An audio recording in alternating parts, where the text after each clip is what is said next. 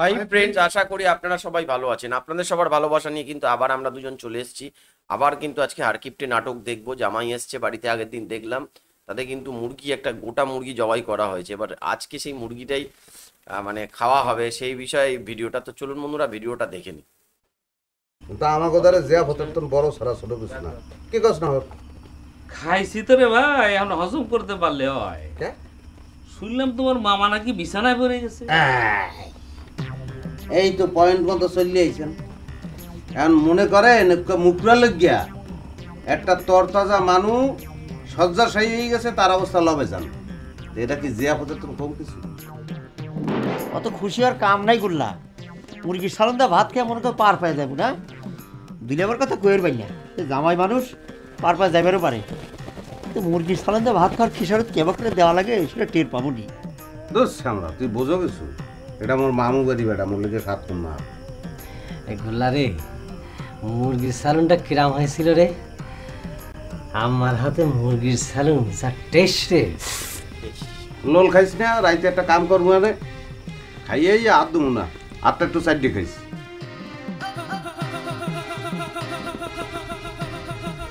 তোর কথা শুনে এখন মনে হচ্ছে তুই আসলে নজর আলীর ভাগ্নি। কে রে, হার্ট সাইডে টেস্ট করতে হবে কি জন্য? আর মুরগিটা তো আমার বাপেরই মুরগি, হাতে করে একটা মুরগির টুকটা নিয়ে আসা যেত না? সব কিছু ওয়ারির সূত্রে ভাগ করতে চাইলে তো চলবে না। না হবে তোর লইগে গোস্তের একটা টুকরা তা আনতেই পারি। তুই যে খাবি কেমন তোরা? চা খাইয়ে জিব্বা তো আঙ্গার করিয়া লাগছে। এখন গোস্তটা মুখে দিলে আর লাগলো কয়লার লাহান, তাহলে কোনো কামে লাগলো? গোস্তটা বেটটা গেল না? ওই আর এক টুকরা গোস্ত হলি যে তুই আর এক বেশি মারবার পারতিস, সে কথা কোস নি কিছু তুমি। এই তো মামা তো ভাই, আর একটা বলদা কথা তুমি বললিয়ে ফেলাইছো। এ বেটা, এক পোয়া বেশি খাওয়ানোর লিগে কি আবার গোস্ত লাগে? খালি মনে মনে চিন্তা করবো যে গোস্ত রান্দা হয়েছে, লগে লগে গাছের ফিনিশ।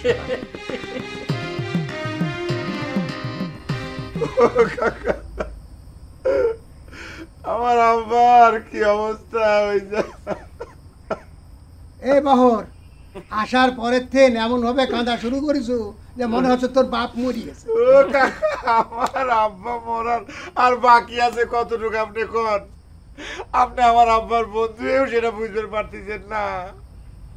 আমার আব্বা আজকে বিছানায় পড়ে গেছে, কালকে হয়তো উঠতে পারবি না। আমাদের বাড়িতে যে লুটপাট শুরু হয়েছে কাকা, আপনার কি কব কন? ওরে বাবা, তোকে তো আমি আগেই কইছিলাম কথাটা। তুই কথাটা শুনে খালি আমার উপর রাগ করিস। সিন্নি মানত করিয়ে যদি সিন্নি দেওয়া না হয়, তার একটা অ্যাকশন হবি না?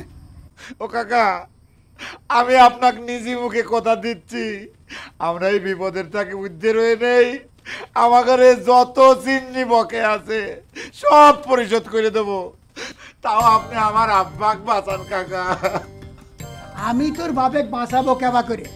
তোর মা, ভাই, জামাই সব এক হয়েছে, আমি কি করবো? সকলে এক হলিবারে হয়ে গেল, তাই না?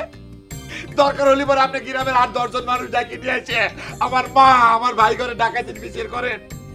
আপনি চিন্তা করে দেখেন কাকা, আমার বাপের চোখের সামনে দিয়ে জলজ্জন্ত মুরগি দেখা নিয়ে যায় জবাই করলো। দুঃখ করে কি করবি রে বহর? তোকের মধ্যে এটাই নিয়ম, জামাই বাড়িতে আসলেই একটা মুরগি জবাই দেয়। হ্যাঁ, সব নিয়ম তো খালি আমাদের মধ্যে, খালি খরচের নিয়ম। আপনাদের ভিতরে এসব নিয়ম হয় না কিসের জন্য? খালি মাছ খাওয়াইতে আপনারা বিয়ে পার করে দেন। আমাদের জাতির উন্নতি হবে কেবা করে? খালি তোমারে খাইবেন। আমার কথা চিন্তা করলে পরে এই মুখের ভিতর কেন ধর ধর করে উঠতেছে।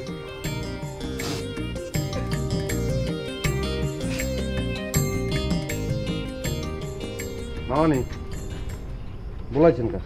ওই তোর মামা তো ঘর থেকে বাইরে হলো না, বিছানা নিছে মনে কর, একটু দেখবো নাকি?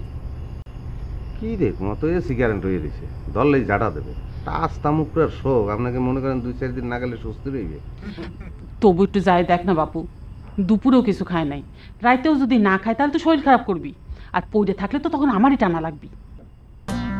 মামানি আপনি যে গেলে কইতে আছেন তাই যাই, তাই যে পর্বতে লান মানুষ 2-4 দিন না খাই থাকলে কিচ্ছু হইবে না।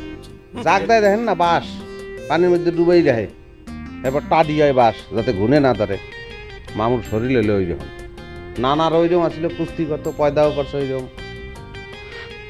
হইছে, নিজের মামার শৈল নিয়ে তো খিতেবি করা লাগবে না। এই শোনো, জামাই যেন আবার এসব কথা জানবার না পারে। কি কইলেন আপনি? এত বছর বিয়ে হয়েছে আর কি জানা কিছু বাহিয়েছে? চিন্তা করেন না, ও বাটার অভ্যাস হয়ে গেছে। ও কাকা, হাজার হোক আমার আব্বা তো আপনারই বন্ধু, তাক কিন্তু আপনি কোনোদিন অভিশাপ দিবেন না। হ্যাঁ, কে হঠাৎ তোর এই কথা মনে হলো কে বর? আমি কি তোর বাপে কোনোদিন অভিশাপ দিছি? না সে কথা করছি না। আমার আব্বা যদি কোনোদিন মনের বলে আপনার মনে কষ্ট দিয়ে থাকে, দুঃখ দিয়ে থাকে, তাও আপনি অভিশাপ দিবেন না। মানুষজন কওয়া কই করে আপনার দাঁতে নাকি বিষ আছে, সাপ দেওয়ার সাথে সাথে নাকি লাগিয়ে যায়। ওই ঘোড়ার ডিমের কথা কস না তো। আমার দাঁতে যদি বেশি থাকতো তাহলে মানুষে আমাকে এবার করে ঠকায় পার পেয়ে যেতে পারতো না। সারাদিনই তো কত মানুষের সাপ দিই, কারোর তো একটা পশমেরও ক্ষতি হয় না। ও কাকা, খারাপ মানুষের সাপ দিয়েও কিছু হয় না। আমার আব্বার মতো ভালো মানুষ যারা, তা করেই খালি ক্ষতি হয়। আপনি একবার চিন্তা করে দেখেন, সামান্য কিছু ছিন্নি বকেয়া রাখিছে, তার জন্য আমাদের কত ক্ষতি হয়ে যাচ্ছে কাকা। আস্তে একটা মুরগি আপনি চিন্তা করেন। হয়েছে রে বাবু, মুরগি মুরগি করে আবা করে চিৎকার করতেছো।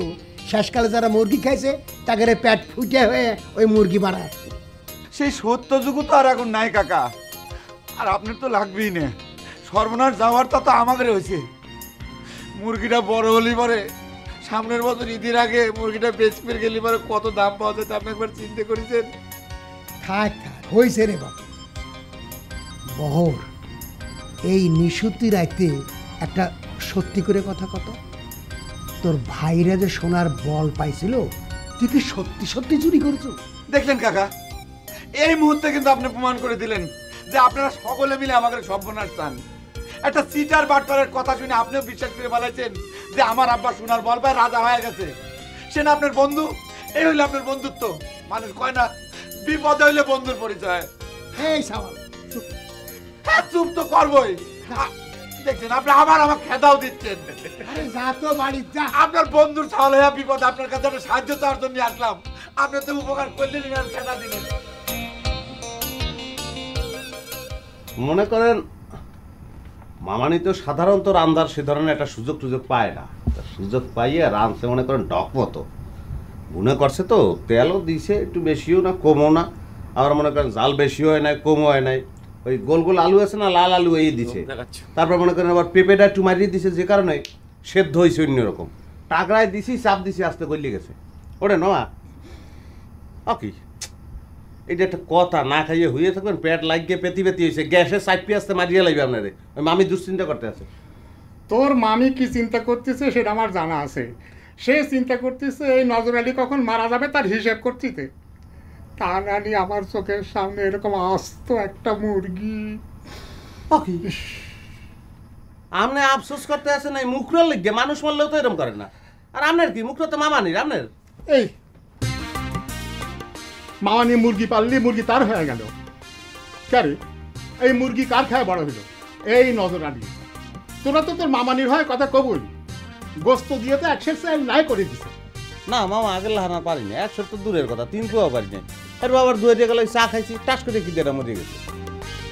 এই তুই ঠিক কথা করছু, চা খেলে কি কিদের ক্ষতি হয়? মুই কম রেডিওতে বলে তো। আচ্ছা বললা, এক কাপ চায়ের দাম কত রে? এটা আপনাকে ওই মজনুর দোকানে 2 টাকা, আবার চাটমোর বাজারে যদি দেন তো একটু বেশি হইবে। 2 টাকা? না তাহলে তো লাভ হলো না। লাভ লোকসানের হিসাব আমি আপনার পরে বুঝাম। মানে দুহারে কিছু খান নাই, আমি চাইতে খাইবেন লন। এগুলা তুই আমার সামনে থেকে যা তো। আমি এক মুঠ খাবার যাই তোকে শেয়ার আছে নামানো দেখে আমার হার্ট ফেল করার দরকার নেই। না তাহলে না খাইই খান। আপনার একটা কথা কই মামু, কিছু মনে করেন না যে বহরের বুদ্ধিতে আপনি এরকম না খাই রয়েছেন। সে কলো বইয়ে নাই, সে কিন্তু মুরগির মাংস দিয়ে আমাকে লোকে 150 টিকি খাইছে। কি করলো গোল্লা? বহর তোগের সাথে মুরগির গোস্ত দিয়ে ভাত খাইছে? খাইবে না? হ্যাঁ তো খিদে লাগে, হে খালি মনে করে যে আপনার খিদে লাগে না। মোর কথা তো বিশ্বাস হবে না, বলাই আর মুখ হুঁকে দেখছেন। হুদা গোস্ত গিলা কইল যে পাক না ফাত্রি ফুত্রি ব্যাকও একলা খাইছে। আইসে আপনার লোকে দেখা করতে আইসে খাওয়ানোর পরে। আর আমি তো মনে করিয়ে দেখেন, না খাই বই থেকে লাভ নাই। আয় না, যার যার দেবেন তার তার। বন্ধুরা দেখলেন অসাধারণ একটা দৃশ্য, একটা মুরগি খাওয়া নিয়ে কিন্তু এদের বাড়িতে রীতিমতো ঝামেলা সরে পড়ে গেছে। আর এদিকে নজর আলী না খেয়ে বসে আছে, ওদিকে বহর কিন্তু ওখান থেকে খাওয়া দাওয়া করে চুপচাপ। যদিও এটা কিন্তু এই বিষয়ে খুব সংশয় আছে, তার কারণ যেভাবে যে গোল্লা মামাকে যেভাবে বলেছে ঠিক বহরকে ওই একই ভাবে বলে বহরকে খাইয়ে দিয়েছে। মানে এটা আগামী এপিসোড কিন্তু একটা দারুণ ভালো মজার হবে। তো হ্যাঁ, তো আমাদের সাথে থাকুন আর ভিডিওগুলো যত পারেন কিন্তু শেয়ার করুন। আজকের মতো বন্ধুরা এখানেই শেষ করছি, আবার কালকে দেখা হবে একটা নতুন ভিডিও নিয়ে। ততক্ষণে সবাই ভালো থাকবেন, সুস্থ থাকবেন।